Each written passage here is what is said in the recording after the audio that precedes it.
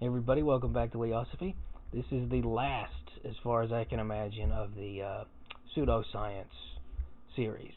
And it's a little more controversial because I want to talk about the pseudoscientific aspects of psychology.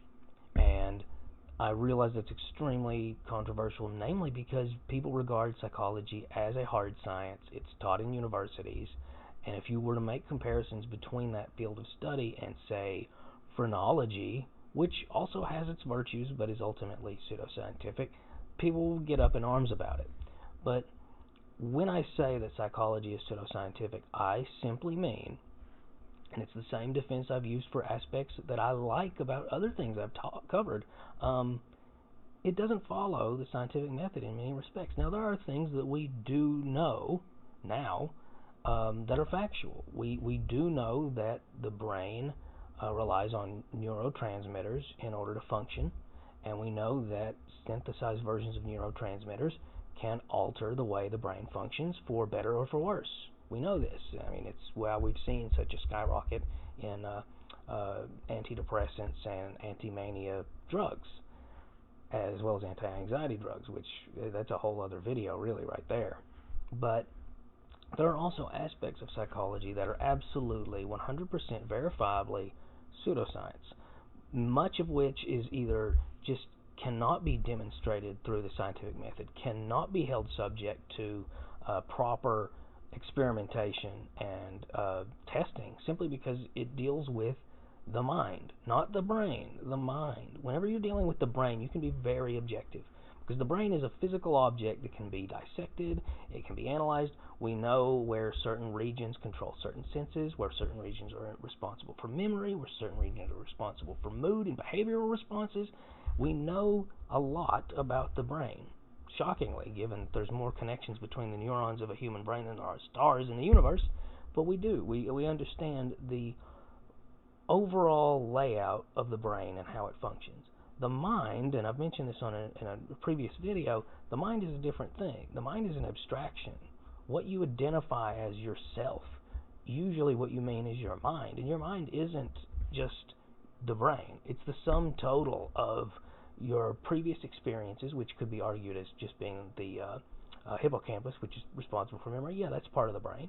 But also the way your genes are expressed, and that has to do with both genetics and epigenetics, which is to say genes being turned on by certain events in your life, which is really fascinating to consider, because we tend to think of psychologically important events like traumatic events as just affecting a person in their mind, or more accurately, if you wanted to look at it from a more scientific standpoint, in your brain. Well, I mean, I even pointed towards my flipping brain, right? But certain genes can be turned on as a response to stimuli that affect you the rest of your life, or at least can affect you the rest of your life, that don't actually have to do with neurotransmitters, don't have to do with the mapping of the brain. So even if someone, say, underwent some sort of psychotherapy like Freud or Jung would have proposed, it still wouldn't necessarily alter their mind. It could alter their brain, but it couldn't alter their mind.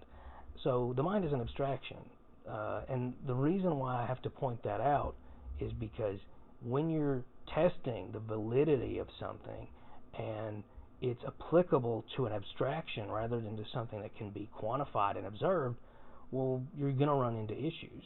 There's going to be an enormous problem there. And that's what I mean when I say that psychology has a lot of pseudoscience to it. What I mean is you can't test and verify the effects of any treatment, whether it's surgery, therapy, drugs, on something that's utterly and wholly subjective, something that you can't actually. A great example of this would be blood pressure medicine. So you have blood pressure medicine and you have 100 people, and you divide them into 3 groups. This is a very bad study, by the way, but it's just an example. You divide them into 3 groups. One group you give a set amount of the blood pressure, 33 people. Another 33 people you give a different dosage of the blood pressure medicine, and another group of people you don't give the medicine at all. You give them a placebo, and you test it. And let's say people who receive 20 milligrams their blood pressure lowers on average across the board by about 5 points. And every single person who participated except one lowers. And then the group that you give twice the dose, 40 milligrams, every single person in that group, it lowers to a point that actually 10 people out of those 33, it lowers to a dangerous level.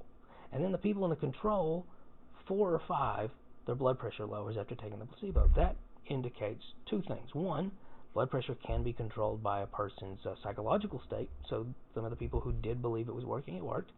But also, that drug absolutely has an observable and quantifiable effect on blood pressure. Now let's do the same thing with an anti-anxiety medicine. We could do the same thing, right?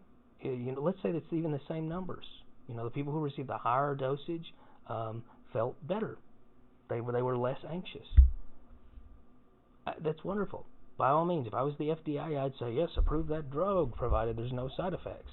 It's working better than a placebo. It clearly, it works twice as good when it's twice the dose. Hands down, it affects a person's sense of anxiety. It improves it. The problem there, though, and like I said, I would approve that. If I was in the FDA, I would say, yeah, that totally works. But it doesn't really fall in line because with science, because you can measure blood pressure. It's objective. You can't debate it. You can't take somebody's blood pressure and it's 120/80, and they say, oh, well, I'm a Pisces, so it's actually 140. No, it's going to be objective. Someone's mood, how someone feels in response to taking a chemical, is that something we can actually quantify? Do we have a unit of measurement for anxiety or happiness or sorrow? No, we don't. And so as a result, that falls in line with pseudoscience. And I think that's important. I wanted this to be the last vid for that reason, because when people use the term pseudoscience, it doesn't mean nonsense. It doesn't mean bunk. It doesn't mean it doesn't work. It doesn't mean it's not effective. It just means it doesn't fall in line with the scientific method. Now, most things that qualify as pseudoscience, you have to be extremely careful about, because a lot of times it is hucksters and tricksters and frauds taking advantage of people who are desperate for some sort of treatment or some sort of meaning, and they're using it for their own economic gain or just to acquire power. That's very true. And the same could be said about certain forms of psychotherapy. Case in point with the overuse of prescribed antidepressants across the country. That is an issue. That is a factor. But it doesn't inherently negate any process or any system. And that's something I wanted to come across even in the videos where I'm just absolutely eager to point out that something is complete bunk. That being said, there are other aspects of psychology that are really pseudoscientific. I mean, much more so. Especially Freud. It actually kind of bothers me how much attention Freud gets for being the father of psychology, because the dude was completely nuts.